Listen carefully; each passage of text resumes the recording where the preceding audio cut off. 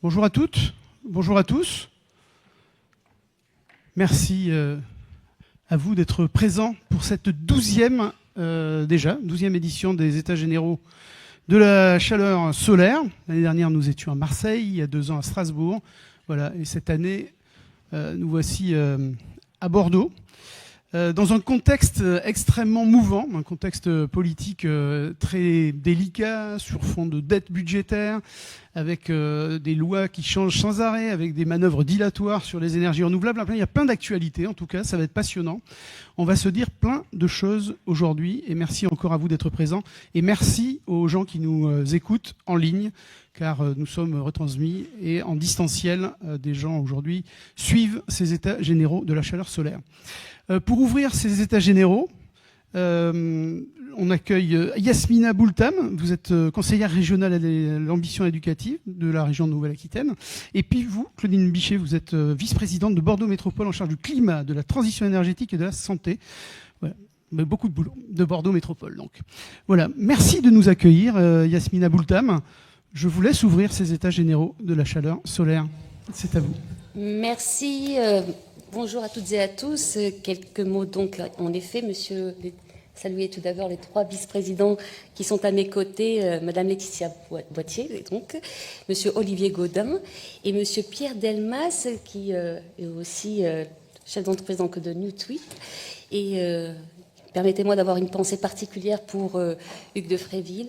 Et donc, vraiment une pensée pour lui pour ses états généraux. Je tenais à le souligner et saluer bien sûr monsieur le directeur d'Enerplan, Richard Loyant, et ainsi que la représentante de l'ADEME, madame Patricia Blanc, mesdames, messieurs les chefs d'entreprise du monde économique, mesdames, messieurs les élus, mais madame la vice-présidente, qui est à mes côtés de Bordeaux Métropole, la vice-présidente de Bordeaux Métropole, madame Claudine Bichet, et chers partenaires. Donc je commencerai naturellement par excuser le président Alain Rousset qui est retenu par d'autres obligations et qui m'a chargé de vous transmettre ses salutations sincères et amicales. Il est, comme vous le savez, aujourd'hui à Paris, au Bourget pour les questions d'aéronautique, mais très sensible et mobilisé sur les questions du solaire également, puisque la région Nouvelle-Aquitaine travaille sur ces sujets-là également. Et donc, vous souhaitez la bienvenue ici à Bordeaux pour ouvrir vos travaux de cette 12e édition sur la chaleur solaire. Et donc, permettez-moi donc de rappeler quelques éléments. Notamment, il y a 10 ans, le président inaugurait le parc photovoltaïque de Cestas, à l'époque le plus grand du continent, avec un objectif clairement affiché, d'afficher une part plus importante des énergies renouvelables dans le mix de production énergétique. Cette ambition demeure intacte ce jour. Permettez-moi également d'avoir un mot à l'attention de l'association Enerplan, que je remercie pour l'organisation de cette journée, qui organise chaque année cette assemblée et permet de faire avancer le sujet de l'énergie solaire. Je vous en remercie. Et l'année dernière à Marseille, pour votre 11e édition, vous aviez affiché justement le souhait de voir multiplier par 8 en 10 ans la production actuelle d'énergie photovoltaïque et la réalisation d'un plan national sur le sujet. Je vous adresse au nom de notre collectivité notre soutien clair pour aller vers cet objectif de progrès qui nous permettra cette sortie progressive des énergies fossiles. Dans la région, ici en Gironde, nous avons un exemple concret de cette politique publique, notamment, comme je l'évoquais au début, donc à Cestas, où la centrale photovoltaïque donc, fête ses 10 ans cette année et compte près d'1 million de panneaux. Elle fut dès l'origine pensée comme un démonstrateur de capacité bien sûr industrielle, démonstrateur de partenariat public-privé, démonstrateur de transition concrète. Et sa puissance de 300 MW, donc une production annuelle équivalente à la consommation de 240 000 habitants, figure aujourd'hui comme l'un des plus puissants sites d'Europe continentale, un projet d'ampleur qui a marqué un tournant dans la manière de concevoir l'énergie solaire en France. Et donc, je voudrais aussi également souligner qu'elle a tout le sens de l'action que nous portons à l'échelle de la région Nouvelle-Aquitaine, notamment en 2019 avec Alain Rousset et l'ensemble de la majorité régionale. Nous avons adopté Néoterra. Vous connaissez maintenant, vous êtes bien imprégné de cette feuille de route que nous avons mis en place, Néoterra, une feuille de route ambitieuse justement pour accompagner la transition écologique, énergétique et agricole de notre territoire.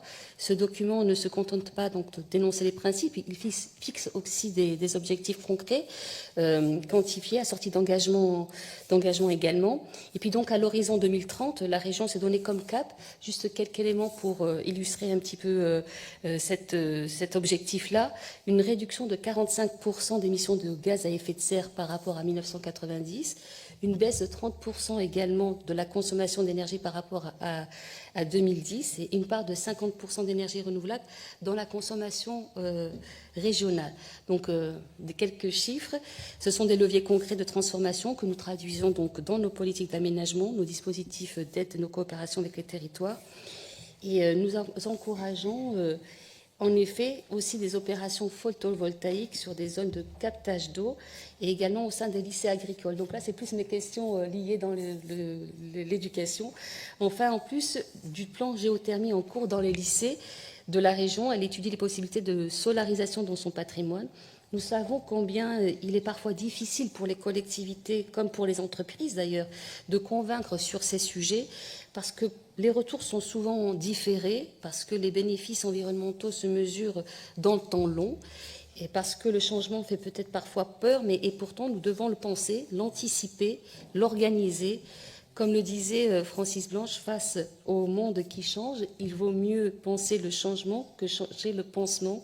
C'est précisément ce que nous nous efforçons de faire ici ensemble, pour ne pas être trop longue et pour surtout vous souhaiter la bienvenue. Je souhaite saluer à nouveau l'ensemble des équipes mobilisées, Enerplan, l'ADEME, qui ont rendu cette assemblée possible, et donc vous souhaite de bons travaux dans notre belle région. Je sais que cet après-midi vous allez avoir l'occasion d'organiser des tables rondes pour faire donc partager vos expériences, mais aussi tracer aussi des perspectives. Et nous sommes heureux ici en région Nouvelle-Aquitaine, ici notamment à l'hôtel de région, de vous accueillir. Et au nom d'Alain Rousset, soyez les bienvenus. Et merci de votre participation collective et bons travaux à vous toutes et tous. Merci beaucoup Yasmina Boultam pour cet accueil. Merci beaucoup. Je crois qu'on peut l'applaudir. Merci. Claudine Bichet, c'est à vous, au nom de Bordeaux Métropole. C'est ça, et au nom du maire de Bordeaux, puisque je le remplace, je suis également sa première adjointe en charge du climat, de la transition énergétique, et effectivement le maire de Bordeaux aurait aimé être là pour vous accueillir dans notre très belle ville. Malheureusement, il ne le peut pas, donc je le remplace et j'en suis ravie, puisque je porte fortement ces sujets des énergies renouvelables sur notre territoire, que ce soit à la ville de Bordeaux ou Bordeaux Métropole en tant que vice-présidente. Je vais commencer également par les remerciements. Remerciements à Enerplan, bien sûr, pour l'organisation de ce rendez-vous national, qui est un rendez-vous, je crois, assez unique sur le solaire thermique, dédié au solaire thermique. Je crois que c'est vraiment quelque chose à souligner. Et c'est grâce à cette mobilisation forte que nous sommes aujourd'hui un des seuls pays à se doter d'un plan pour le développement du solaire thermique. Donc je crois que cette dynamique et ces travaux ne peuvent être que salués et encouragés. En tout cas, c'est la raison pour laquelle je suis particulièrement ravie de pouvoir ouvrir cette journée. Je tiens bien sûr à remercier à notre hôte, la région Nouvelle-Aquitaine. Merci Madame la vice-présidente pour votre accueil. L'ADEME qui est là également à nos côtés. Je remercie bien sûr l'ensemble des participants, les entreprises qui sont présentes aujourd'hui, et je saluerai aussi tout particulièrement la présence d'acteurs, de salariés de la société Newit. Effectivement, je tiens également à célébrer la mémoire de Hugues de Fréville, qui nous a quittés très brutalement en ce début d'année. Et je tiens à souligner le fait que Newit est clairement aujourd'hui sur notre territoire une société qui a été particulièrement motrice sur ce sujet du solaire et du solaire thermique, et que nous avons besoin d'entreprises innovantes, dynamiques et engagées comme Newit. Donc vraiment une pensée toute particulière pour cette société et l'ensemble de ses salariés ici présents et qui sont représentés autour de cette table. Alors, Maintenant, pour passer plus précisément sur ce sujet du solaire, je crois que ici, c'est sans doute pas un hasard si cet événement se situe aujourd'hui à Bordeaux. Nous engageons effectivement depuis maintenant 5 ans, début de ce mandat, une dynamique extrêmement forte sur le sujet du solaire. Nous avons entre autres créé l'Alliance pour le solaire, l'Alliance de Bordeaux pour le solaire, en cherchant à créer une véritable dynamique territoriale sur ce sujet. Il y a maintenant 1 an, on a engagé 25 acteurs majeurs du territoire autour de cette dynamique. Le 1er juillet prochain, donc la semaine prochaine, celle d'après, je sais plus, on va fêter les 1 an. On va plus que doubler le nombre de partenaires. On crée aussi un engagement pour tous les apporteurs de solutions, parce que au-delà des partenaires qui s'engagent à solariser toujours plus vite, on a aussi besoin de porteurs de solutions.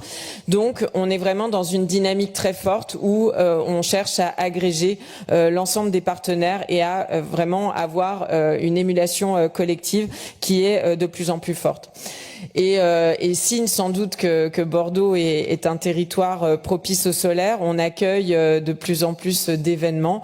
Donc aujourd'hui, bien sûr, nous avons l'événement organisé par Enerplan, mais on a eu le Bordeaux Solar Summit pas plus tard qu'hier, l'AG de Solar Heat Europe qui était hier également, la réunion du CER, les états généraux du CER début juin. Donc je pense que cela vient effectivement matérialiser le fait que nous sommes une terre propice et favorable. En tout cas, on fait tout pour. Pour revenir au solaire thermique, je voudrais dire ici que nous soutenons fortement le développement de cette filière qui a toute sa place dans notre mix énergétique. Déjà parce que c'est une énergie renouvelable, bien sûr, par définition. Elle est locale.